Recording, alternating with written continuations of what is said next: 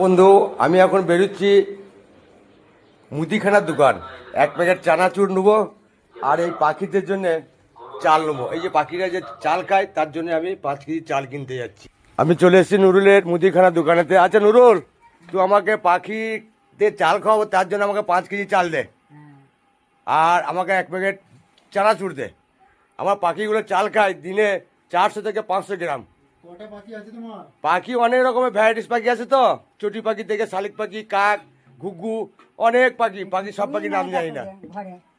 হ্যাঁ পাখি আছে গো বড় কিনে। হ্যাঁ, দোকান থেকে চাল কিনে নিলাম পাখিগুলো খাওয়ার জন্য।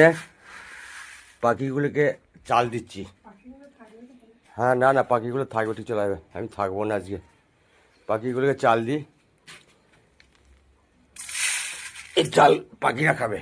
পাখিদের জন্য খাবার চাল আর পাশের জায়গাটাতে আছে জল।